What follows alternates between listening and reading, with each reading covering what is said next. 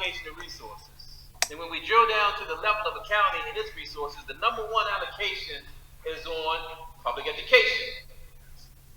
A couple of years ago, I was talking to friends of mine, and we were talking about the state of our children in the public schools, and we were talking about the low test scores. And so I did some research, and I did the research. The state of Maryland and the state of Massachusetts is at the top of the nation in education. Top of the nation in education. And so then we drilled down to the next level, and we looked at certain public schools in the state, in certain areas that were underperforming under the state average.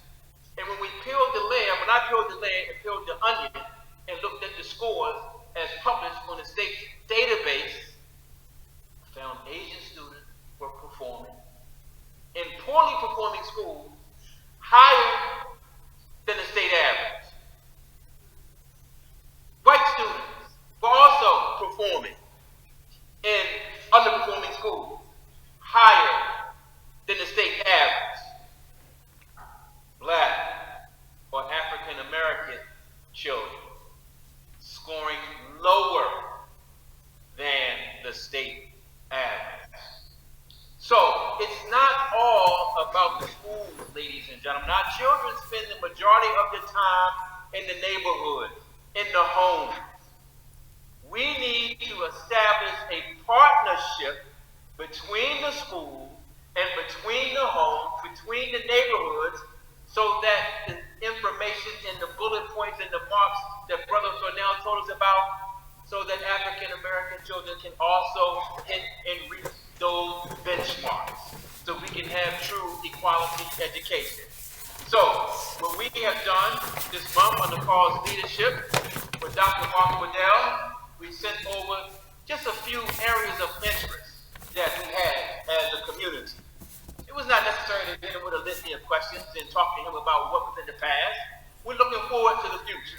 And so we hope to establish a great partnership and a relationship with the new superintendent. So without further ado, Dr. Bedell, I bring it to you.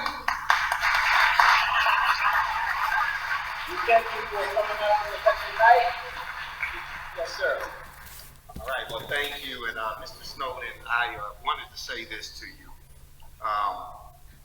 It's interesting when you listen to people like yourself who have dedicated their lives to being a value add to their community, and you listen to the journey that they had to take. And I laughed because it made me reflect back on, my time in elementary school in Rochester, New York.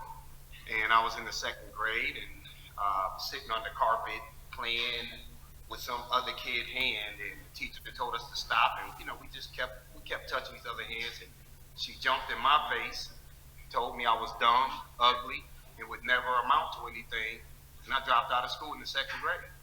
But she also knew that she could get away from it because I didn't have a mother who was going to come and advocate for me. I didn't know my dad, and to this day I don't know who my real dad is. And ultimately, it took the state to break our family up and for us all to become wards of the state to live with different relatives in order for me to get back into school. Now, when they put me back into school, they didn't put me into regular education. They put me into special education. That had nothing to do with my academic ability, right? So I tell people, special education is a great tool when it is used the way that it's supposed to be used. But when it is used incorrectly, it is virtually impossible to get yourself back on track. And that's educational malpractice at its highest degree. So I sit here and I tell you, I'm looking at you as a leader in this community.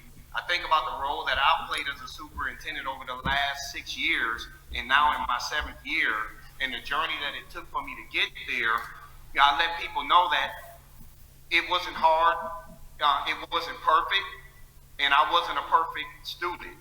And I don't expect us to have perfect students. What I do expect us to do is to do everything in our power to help mold our kids and help them learn from their mistakes rather than throwing them away that they are not salvageable. And that happens often too much in education, and it's something that I would not tolerate.